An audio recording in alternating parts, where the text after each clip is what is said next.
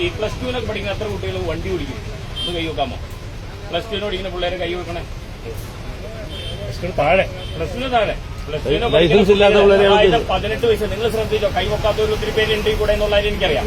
18 വയസ്സിന് താഴെയുള്ള കുട്ടി നിങ്ങളുടെ വീട്ടിൽ ആരെങ്കിലും ഉണ്ടെങ്കിൽ ലൈസൻസ് ഉണ്ടാവൂല, ഉറപ്പാണ്. ഈ കുട്ടി വണ്ടി ഓടിച്ച് പിടിച്ചാൽ എത്ര രൂപ കുട്ടിയുടെ അച്ഛന്റെ കയ്യിൽ നിന്ന് പിഴവണമെന്നറിയാമോ? 25,000 രൂപയാ പിഴവണം. 25,000 രൂപ. പിന്നെ ഈ കുട്ടിക്ക് 25 വയസ്സ് കഴിയണം ലൈസൻസ് എടുക്കണമെങ്കിൽ.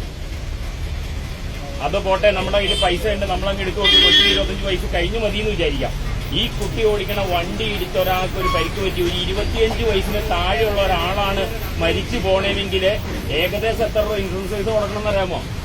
38 ലക്ഷം രൂപ വരെ കൊടുക്കേണ്ട വരും. നമുക്കുണ്ടോ അത്? നമ്മുടെ മക്കള് വണ്ടി ഓടിക്കാൻ വേണ്ടി പുറത്തേക്ക് ഇങ്ങോട്ട് വിടുമ്പോ നിങ്ങൾ ആദ്യം ശ്രദ്ധിക്കേണ്ട കാര്യം ഇതാണ്. ഇങ്ങനെയൊരു സംഭവം ഇതിന്റെ ബാക്കിൽ ഇരിപ്പുണ്ട്, നമുക്ക് മനസ്സിലാവൂല. ഇനിയിപ്പോ നമ്മുടെ മക്കള് നന്നായിട്ടാ വണ്ടി ഓടിച്ചോണ്ട് പോണേന്ന് വിചാരിച്ചോ, ഒരുത്തിന് ഇങ്ങോട്ട് വന്ന് കയറാൻ പാടില്ലെന്നില്ലല്ലോ. ആദ്യം തന്നെ ഇവന് ലൈസൻസ് ഇല്ലാന്നുള്ള കാര്യം ഇവന്മാർക്ക് അറിയാൻ പറ്റും.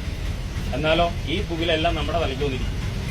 ദയവ് ചെയ്ത് നിങ്ങൾക്ക് പരിചയമുള്ള ഒരു കുട്ടികളെ, അത് നമ്മുടെ ബന്ധുക്കളായിക്കോട്ടെ, നമ്മുടെ സുഹൃത്തുക്കളുടെ ആയിക്കോട്ടെ, ആരുടെ കുട്ടികളാണേലും ഇതിവിടെ പോകുമ്പോൾ നിങ്ങൾക്ക് കാണാം അല്ലേ, ഇങ്ങനെ ഒറ്റ പോക്ക അല്ലേ? ഈ പോണ പോക്ക് അവിടെ പോണം. ഈ കഴിഞ്ഞ ആഴ്ചയിലെ അമ്പലപ്പടിക്ക് പോയ ഒരാൾ പോയത്, നിങ്ങളെ ഹെൽമെറ്റ് വെക്കാത്തതിന് 500 രൂപ പോയേ മതി എനിക്കെന്നാ പറയണേ.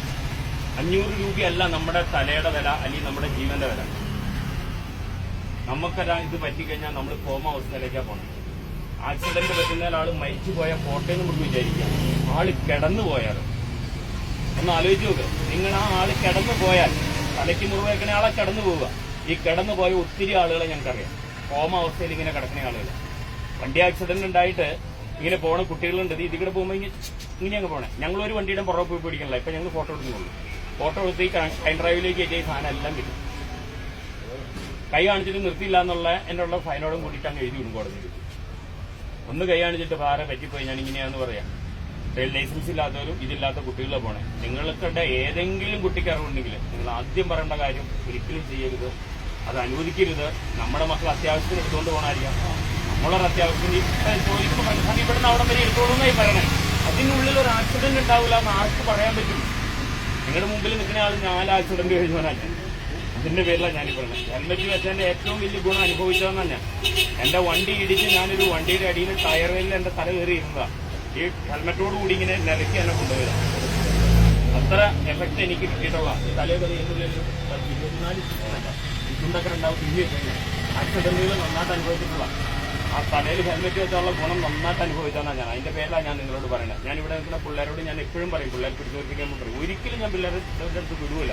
അതിന് ഒരാൾ നിങ്ങൾ ഒരു കാര്യത്തോടെ പറയണം, ഹെൽമെറ്റ് വെക്കാതെ ലൈസൻസ് ഇല്ലാതെ പോണ പിള്ളേർക്ക് നിങ്ങൾ ഒരിക്കലും ഹെൽപ്പ് ചെയ്യും, ഒരിക്കലും ഹെൽപ്പ് ചെയ്യും.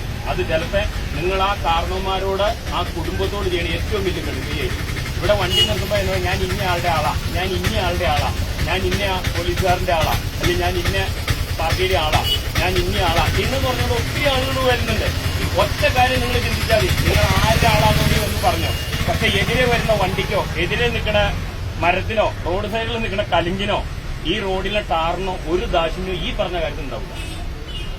ഇത് പോലീസുകാർ കേട്ടാൽ ഞങ്ങൾക്കുണ്ടാവും. പക്ഷെ ഈ റോഡിലെ ടാറ് ഞാനങ്ങ് ഉരുണ്ടു പോകുമ്പോൾ ഞാൻ ഇന്ന പാർട്ടിയുടെ ആളാന്ന് പറഞ്ഞു കഴിഞ്ഞാൽ തൊലി പോകാതിരിക്കില്ല അല്ലേ? ഞാൻ ഇന്ന പോലീസുകാരുടെ ബന്ധുവെന്ന് പറഞ്ഞു കഴിഞ്ഞാൽ ആശുപത്രി വരുമ്പോൾ മുറിവ് പറ്റാതെ രക്തം പോകാതെ ഇരിക്കില്ല, കളന്നു പോകാതെ ഇരിക്കില്ല.